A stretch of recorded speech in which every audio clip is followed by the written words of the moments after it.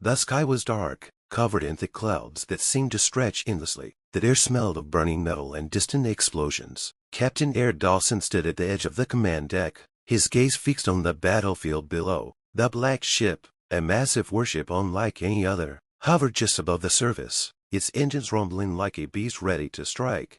This was the moment they had been preparing for. The ground assault was about to begin. Eric's earpiece crackled to life, and a voice came through. "Captain, all units are in position, awaiting your command."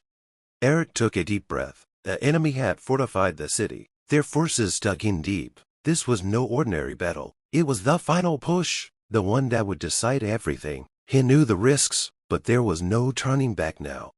"Deploy the drop teams," he ordered. "All units, move in." The hull of the black ship opened, and from its belly, waves of soldiers and armored vehicles descended onto the battlefield. Paratroopers fell like shadows in the night, their weapons ready. On the ground, the enemy was already reacting, gunfire and explosions lighting up the city. Eric watched from the command deck as his men landed. The first wave hit hard, securing key entry points, but the resistance was stronger than expected. Heavy artillery roared, shaking the ground. The enemy had set up traps, and many soldiers were caught in the chaos. Eric clenched his fists. He had expected a fight, but not like this. He turned to his second-in-command, Lieutenant Sarah Kane. "We need air support. Send in the drones." Sarah nodded and relayed the command. Within moments, swarms of drones flew out from the black ship, weaving through the city, targeting enemy positions with pinpoint accuracy. Missiles struck enemy turrets, and sniper nests crumbled. Slowly, their forces pushed forward. Eric gritted his teeth. He couldn't just watch. "Prepare the command unit. I'm going down." Sarah's eyes widened. "Sir, that's not a good idea. If we lose, if I stay here while they fight, we might lose more." He cut her off. "I need to lead them." Without waiting for a response, he grabbed his rifle and headed to the transport bay. Moments later, he was descending into the battle, the sounds of war surrounding him. He landed near a group of soldiers pinned down by enemy fire. "Captain," on the ground, one of them called out. The troops, despite their exhaustion, found renewed strength in his presence. Eric took cover behind a broken wall and assessed the situation. The enemy had fortified a key building, its windows flashing with gunfire. It was stopping their advance. He activated his communicator. "We need to take that building. Any ideas?" A soldier, Sergeant Holt, spoke up. "We can't flank from the west, but they have machine guns covering that side." Eric nodded. "All right, I'll lead a team through the east alley. Once we're in position, you hit them from the west." The plan was set. Moving swiftly, Eric led a small team through the ruins, dodging bullets and explosions. As they reached the alley, they took out a few enemy guards silently. Then, with a signal, they burst into the building. The fight inside was brutal. Close combat, every hallway a death trap, but they pushed through. Eric's rifle found its targets, and one by one, the enemy fell. Within minutes, they had secured the building. The enemy forces outside, now vulnerable, were quickly overwhelmed by Holt's team. With the stronghold taken, the tide turned. The black ship rained down support fire, and the soldiers pressed forward. The enemy, realizing their defenses were crumbling, began to retreat. Cheers erupted from the troops. Victory was within reach. Eric stood at the top of the captured building, looking at the battlefield. It had been costly, but they had done it. The enemy was falling back, their hold on the city broken. Sarah's voice came through his earpiece. "Captain, we're getting reports the enemy is in full retreat." "We did it." Eric allowed himself a small smile. "Good work, everyone. Secure the area. The city is ours." As the dust settled, the soldiers regrouped, tending to the wounded and gathering supplies. The war wasn't over, but this battle was won. The black ship hovered above, its dark form a silent guardian. Eric looked up at it, knowing that as long as it stood, they had a chance. For now, they could breathe. They had fought, and they had won. The ground assault had been a success.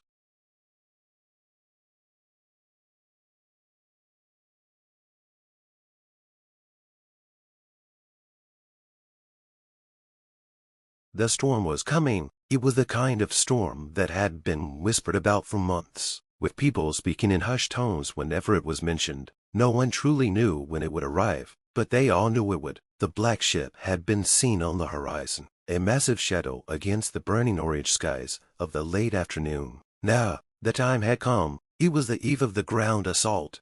The black ship, with its towering dark sails and ironclad hull, had appeared out of nowhere. For days, it had drifted ominously off the coast, unmoving, watching, waiting. Every time the people of the town looked to the horizon, the black ship was there, its black flag fluttering eerily in the wind, its presence more menacing than any storm. Whispers spread that the ship carried an army, and when that army would set foot on land, it would bring an unstoppable force with it. Tom had heard the rumors too. He was a fisherman, a simple man who lived by the sea. For the most part, he ignored the fears of others. The ocean was his home, and he knew it better than anyone. But the appearance of the black ship had made even him uneasy. He'd seen things he couldn't explain, things that made him question everything he thought he knew about the world. That evening, as the sun dipped below the horizon and darkness began to settle in, Tom could hear the distant sounds of drums, faint but growing louder with every passing minute. It wasn't the sound of a storm, but of something else, something that was coming closer. The people in town gathered in the square, their faces filled with worry. They knew it was time to act, and there was no turning back. Tom joined them, his mind racing. He wasn't a soldier, nor was he someone who could wield a sword, but he had a deep love for his town, for the people who lived there. The black ship was not just a ship, it was a threat, an enemy they hadn't prepared for. The fear in the eyes of his friends and family was enough to make him realize that something had to be done. It wasn't just about survival, it was about hope, and the belief that they could fight back. The town leaders had gathered in a hastily called meeting. They knew they couldn't simply wait for the black ship to come ashore and wipe them out. They needed to act, and quickly. They sent word to nearby villages, rallying whatever forces they could. The army wasn't large, but it was enough to hold off an initial assault. The rest of the townspeople, armed with whatever they could find, prepared to defend their homes. Tom stood at the edge of the crowd, his heart pounding in his chest. He watched as the first few figures appeared on the beach, silhouetted by the moonlight. They were tall, dark figures, moving in perfect formation. Their steps were synchronized, as if they had trained for this moment their entire lives. The black ship's crew had arrived, and they weren't here to negotiate.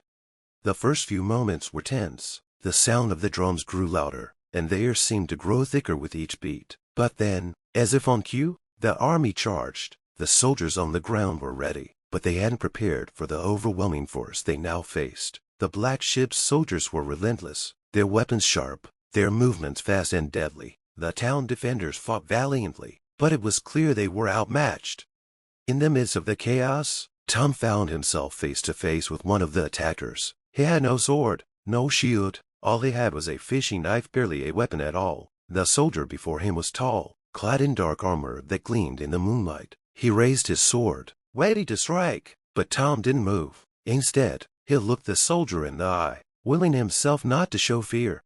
The soldier paused. There was something in Tom's eyes, something that made him hesitate. For a brief moment, the chaos around them seemed to fade away. Tom's heart raced as the soldier lowered his sword, his expression unreadable. Then, without a word, he turned and walked away. The battle raged on, but the tide was beginning to turn. The people of the town, though outmatched, fought with everything they had. They fought for their homes, their families, and their future. The soldiers of the black ship, though well-trained and ruthless, began to falter. The town's defenses, bolstered by the determination of its people, started to hold. As the night wore on, the black ship's forces began to retreat. They weren't used to such resistance, and it became clear that this small town was not going to fall without a fight. Slowly, steadily, the defenders pushed them back, and the soldiers of the black ship found themselves losing ground. In the end, the invaders retreated to their ship, their plans thwarted for the moment. Tom stood among the survivors, looking out at the black ship as it slowly disappeared into the horizon. The battle was over. The town had won. It had been a long, hard night, but in the end, hope had prevailed. The storm that had threatened them had passed, and they had survived. The black ship was no longer a symbol of fear, but a reminder that even the darkest shadows could be driven away by the light of courage.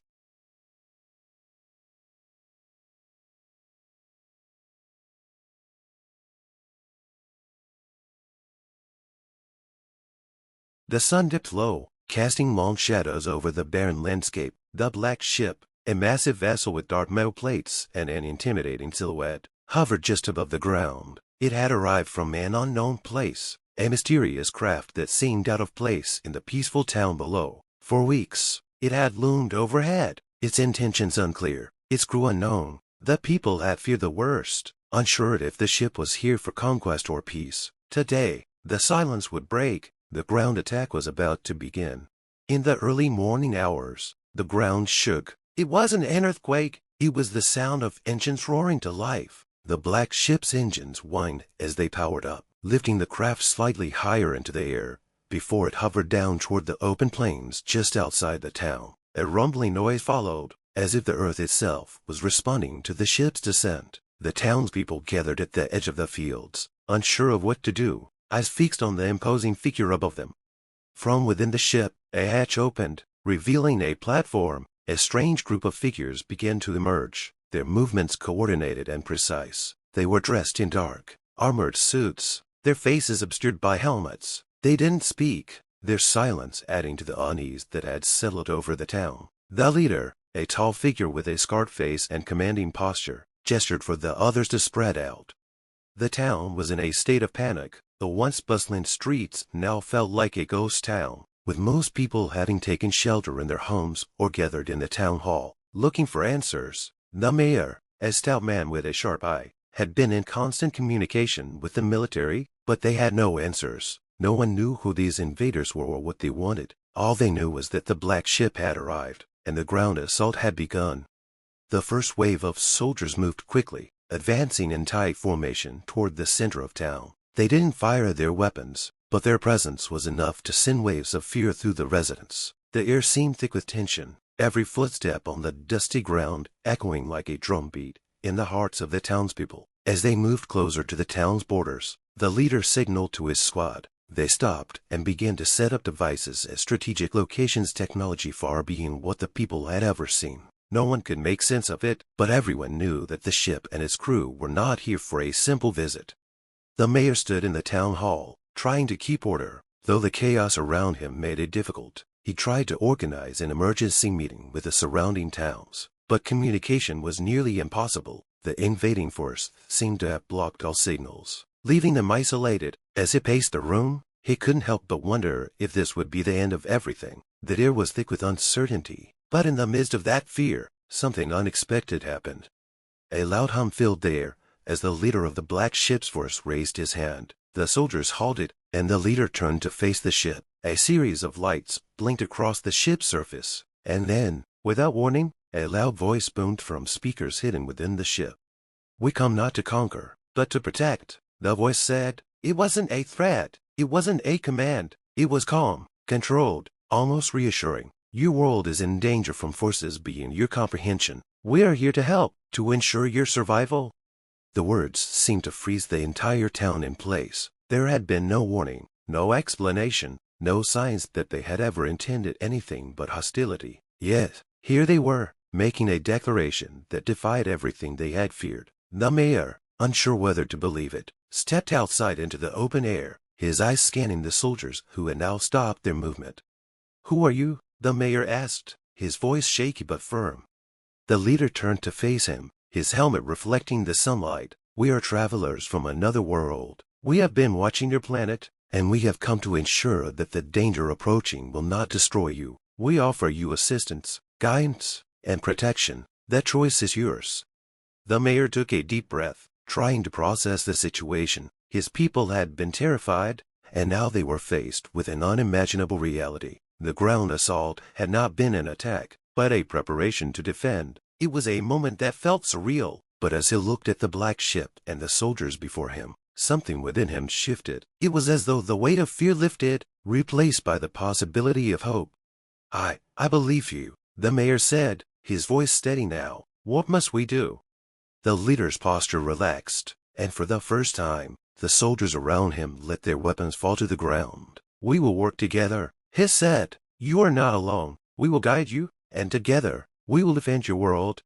From that moment on, the black ship's presence was no longer seen as an invasion. Instead, it became a symbol of protection, a beacon in the sky that reminded the people of the town that, even in the darkest moments, there was hope. The ground assault that had once terrified them now marked the beginning of a new alliance zone that would change the course of their future forever. The people of the town, once filled with fear and uncertainty, now looked toward the black ship with gratitude. The world had been given a second chance, and they would make the most of it.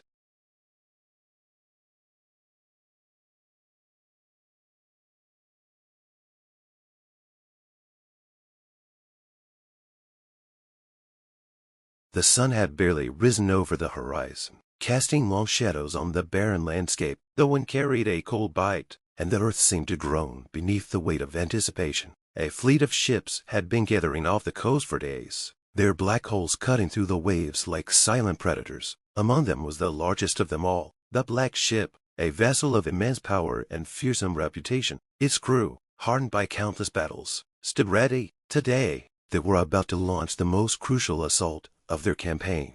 The Black Ship was the flagship of a naval fleet that had been gathering strength for weeks, preparing for an operation that would shake the very foundations of the enemy's defense. The objective was clear: invade the enemy's coastal stronghold and break their grip on the region. The operation had been meticulously planned, and the crew of the Black Ship had spent countless hours preparing for this moment. Now, that time had come. As the crew moved into position, Captain Rowan stood at the helm, his eyes scanning the shore. His mind was focused, his thoughts sharp. He had led his men through difficult battles before, but this one felt different. This was more than just another mission. This was the culmination of everything they had fought for. The fate of the entire campaign rested on the success of the ground assault that was about to begin.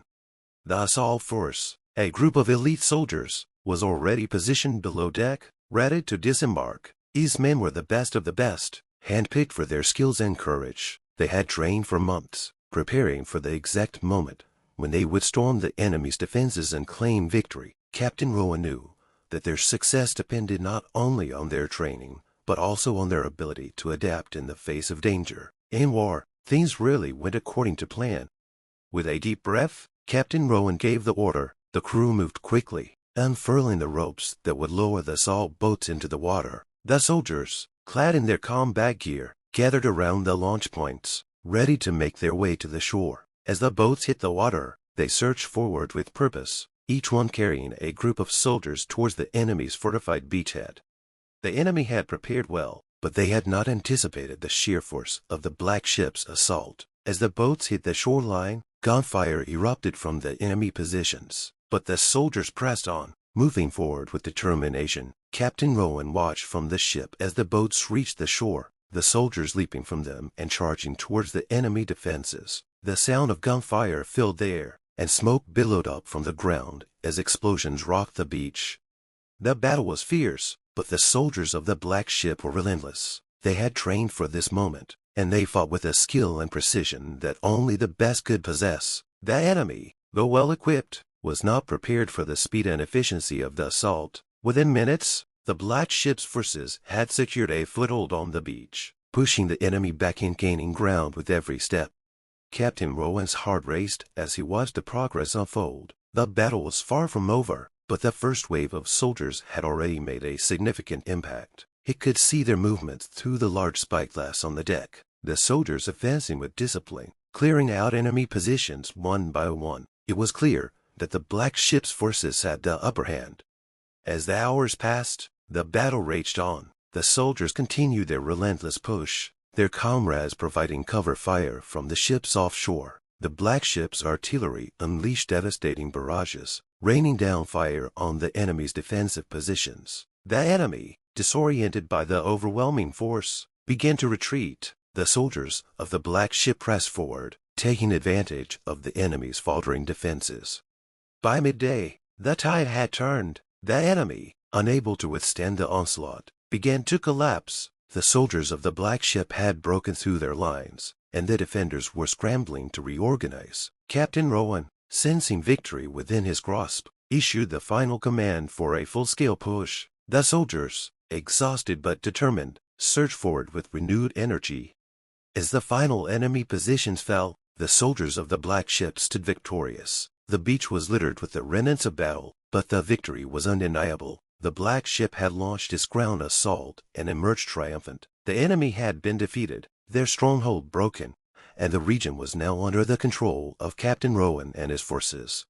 With the battle won, Captain Rowan surveyed the scene. His men were tired, covered in dirt and blood, but their faces reflected a sense of pride and accomplishment. The mission had been a success, and they had proven themselves once again as a force to be reckoned with.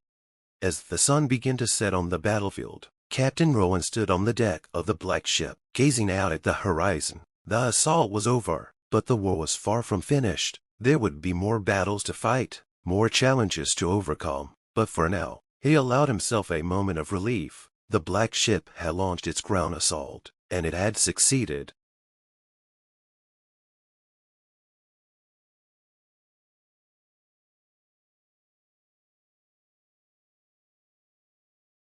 It was a cold, overcast morning when the massive ship, known as the Black Ship, came into view on the horizon. It had been a sight everyone feared for months, a symbol of something ominous, something that had long been prepared for but never expected to arrive. The town had heard rumors about it, whispers in the night, reports from scouts who'd spotted it far off at sea. But when it finally came, there was no mistaking it. The ship was real, and it was heading straight for them.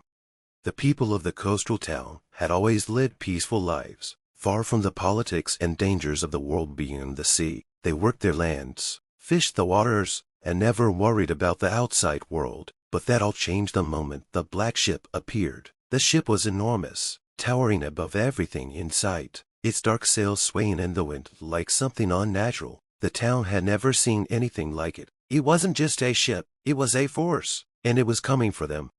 At first, the people thought it was some kind of military ship, a show of power from some distant nation, but the closer it got, the more they realized something was terribly wrong. The ship didn't seem like it was stopping. It didn't come to dock or to seek refuge. It came with purpose, and its intentions were unknown. The town's leaders immediately called for an emergency council. They gathered in the town hall, a small but sturdy building in the center of the town. Among them was the town's mayor, Henry Williams, a man who had spent his life ensuring that the town remained safe and isolated from the outside world. He knew the ship was trouble, but what could they do? They didn't have the strength or the weapons to fight a vessel of that size. As the ship drew closer, people began to panic. Families packed their belongings, thinking they could flee to the woods or the mountains. But there was nowhere to go. The ship was blocking all escape routes. The town's defenders, a small militia of farmers and fishermen, who had occasionally practiced with old muskets, took their positions, ready to protect their homes. But deep down, they all knew they were outmatched.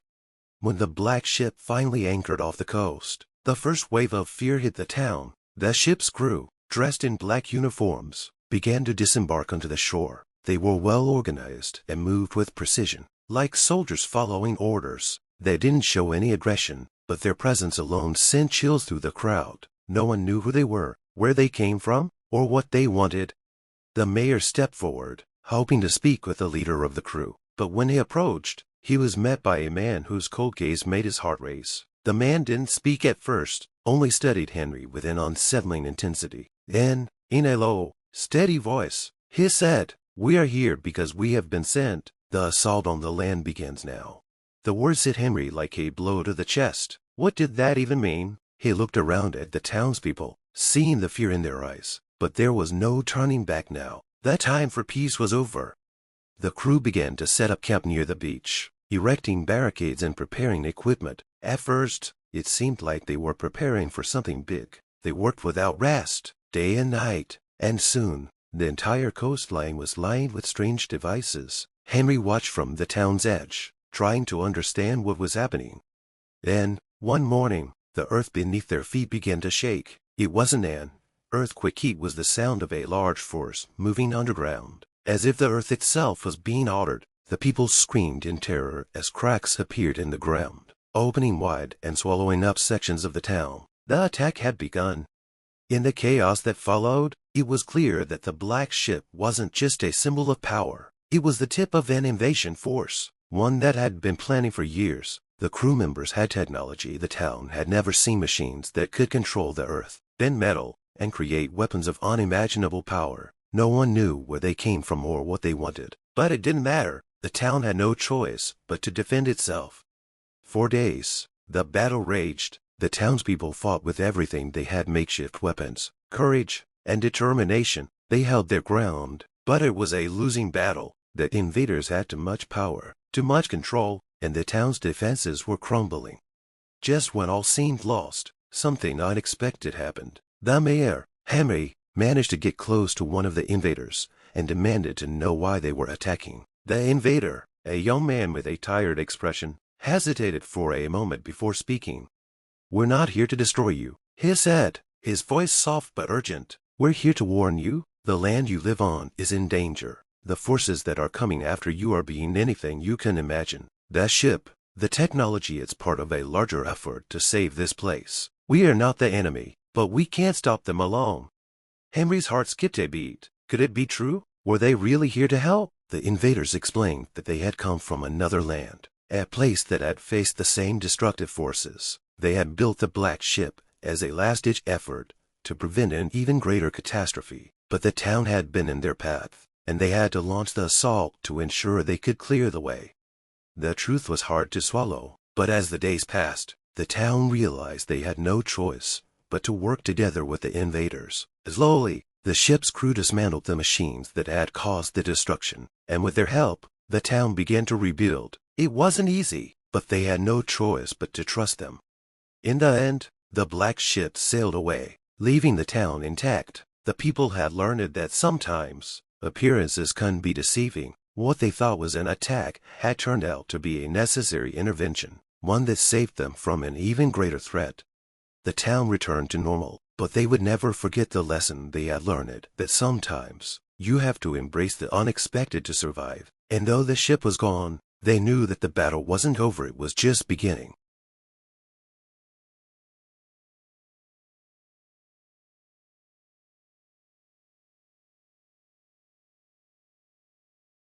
The Black Ship had been a symbol of fear and power for as long as anyone could remember. A massive vessel, its dark hull gleaming like obsidian, it was a ship that seemed to appear out of nowhere, striking terror into the hearts of anyone who saw it. Its appearance was usually followed by disaster: towns burned, villages overrun, and crops destroyed. For years, no one knew who controlled it or what its true purpose was. All they knew was that when it arrived, everything changed.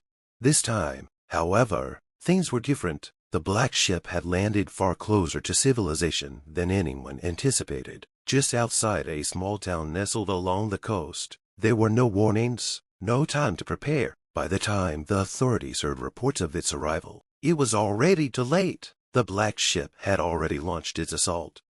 The ship's crew had always been shrouded in mystery. They were rarely seen, and when they wore thick armor that obscured their faces, making them seem almost robotic in nature. No one could ever get close enough to learn about them, but one thing was certain: the soldiers of the Black Ship had won gold domination. Their technology was far beyond anything the townspeople had ever seen. They wielded weapons that could strike from miles away, and their armored vehicles could flatten entire blocks in a matter of minutes. The ground attack began with the opening salvo. It was a crisp morning when the first explosion shook the earth. A loud, deafening sound reverberated through the town, and the ground cracked open as massive machines emerged from the belly of the Black Ship. They were like nothing anyone had ever seen before. Steel giants, moving with a terrifying precision, each one capable of destroying anything in its path. The townspeople had little time to react. Most of them had never imagined a force like this could exist. The soldiers of the Black Ship were efficient, ruthless, and relentless. They moved through the town like shadows, overwhelming the defenses with ease. Buildings crumbled under the weight of their weaponry, and the ground trembled as they moved forward. The authorities were quick to respond. A battalion of soldiers was dispatched to confront the invaders, but they were outmatched at every turn. The machines from the Black Ship were too powerful, too advanced. They had no chance of standing up to the assault. The town's defenses, once considered state-of-the-art, were torn apart by the enemy's advanced technology. Any attempt to fight back was quickly met with overwhelming force. As the attack raged on, panic set in. People ran through the streets, trying to escape the chaos, but there was nowhere to hide. The black ship's assault seemed endless. The invaders showed no signs of stopping. The town was being consumed by fire and smoke, and the soldiers who tried to fight back were falling one by one. But amid the chaos, something unexpected happened. A small group of local fighters, determined to protect their town, gathered together. They were not soldiers, nor were they trained in combat, but they had something the invaders did not: a deep love for their home and the will to fight for it. They had watched their families and friends suffer as the black ship's ground attack continued, and they knew they had to act before it was too late. The group, led by a young woman named Sarah, formulated a daring plan. They knew that they couldn't defeat the invaders head-on, but they had one advantage to reign. The black ship's machines, though powerful, were not built for the narrow alleyways and dense forests surrounding the town. If they could draw the machines into the forest, they might be able to disable them. With nothing but homemade explosives, rifles, and sheer determination, the group set their plan into motion. They lured the machines into the woods, where the trees and underbrush made it difficult for them to maneuver. The sounds of battle echoed through the forest as Sarah and her team used guerrilla tactics to slow the advance of the invaders. They set traps, detonated explosives, and used the cover of the forest to their advantage. The invaders, not expecting resistance from such a small group, began to falter. They were unable to deal with the ambushes, and the machine's massive size became a disadvantage in the tight spaces. Slowly, the tide began to turn. The black ship's soldiers, though relentless, began to realize they had underestimated their opponents. As the day wore on, the machines were slowly incapacitated one by one. The invaders, realizing their plans were failing, began to retreat. The ground assault that had seemed unstoppable just hours before was now crumbling before the determined resistance of the townspeople. By nightfall, the battle was over. The black ship's machines lay disabled in the woods, and the invaders had retreated back to their ship. The town had been devastated, but it had not been conquered. The people had fought back with everything they had, and in the end, they had succeeded. Though the black ship still loomed on the horizon, its threat had been diminished. The invaders had learned a hard lesson: never underestimate the power of a community willing to defend its home. The town, scarred, was still standing, and its people, united in their struggle, had emerged victorious. The black ship had launched its assault, but in the end, it had been the people who triumphed. They had shown that even in the face of overwhelming force, the strength of a determined heart could overcome any obstacle.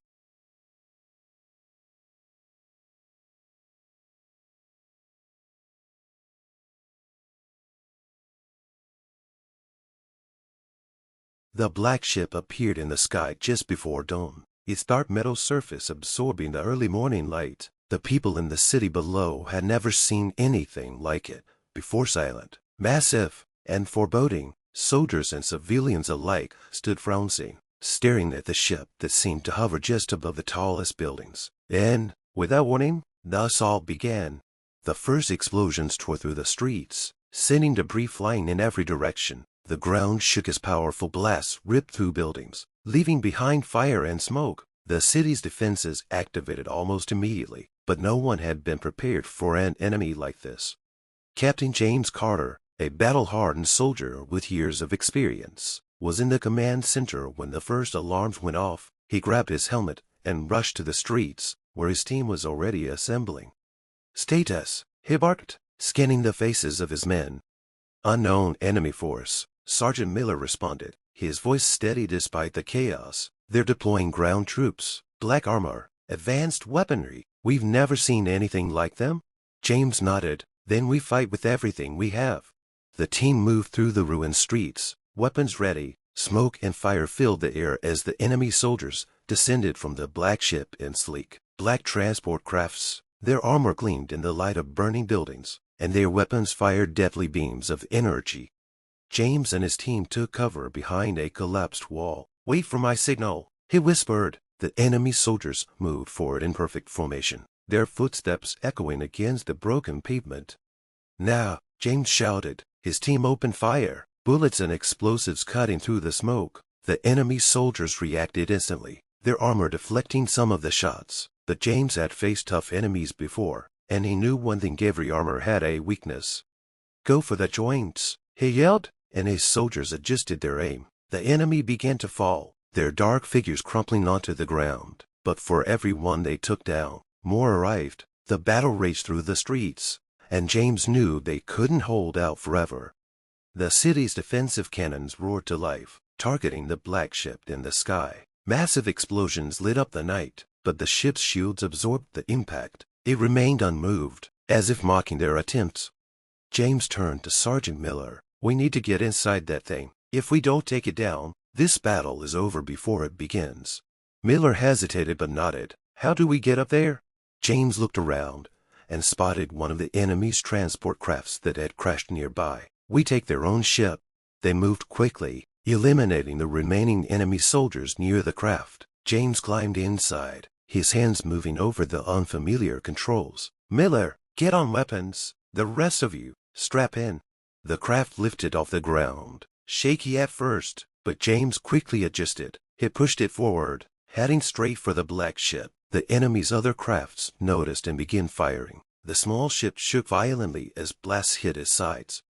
"Hold on," James shouted, pushing the engine to its limit. They dodged through the incoming fire, spiraling toward the massive vessel. The black ship's hangar doors loomed ahead, and James aimed straight for them. At the last second, he hit the emergency brakes, skidding inside just as the doors closed behind them. The team jumped out, weapons ready. The interior was dark and filled with strange machinery. They moved quickly, taking down any enemy soldiers in their path. James spotted a control room ahead and signaled for the team to follow. Inside, a glowing control panel pulsed with energy. "This must be it," James said. He scanned the interface, searching for a way to disable the ship. The symbols were unfamiliar, but one thing was clear: a large circular button in the center. "That looks important," Miller said. James didn't hesitate. He slammed his fist down on the button. Alarms blared instantly, and the ship began to shake. The lights flickered, and outside the windows, they could see the shields shutting down. "Time to go," James shouted.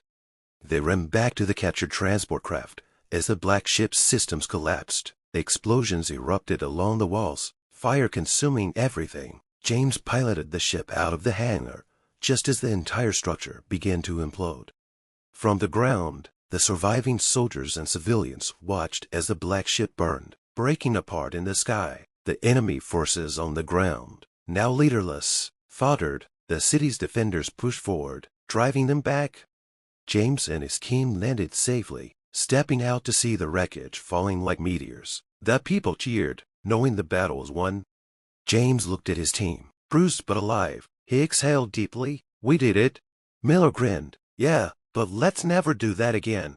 The sun began to rise over the ruined city, casting light on the survivors. The black ship was gone, and though the scars of battle remained, hope had returned. The people had fought back and they had won.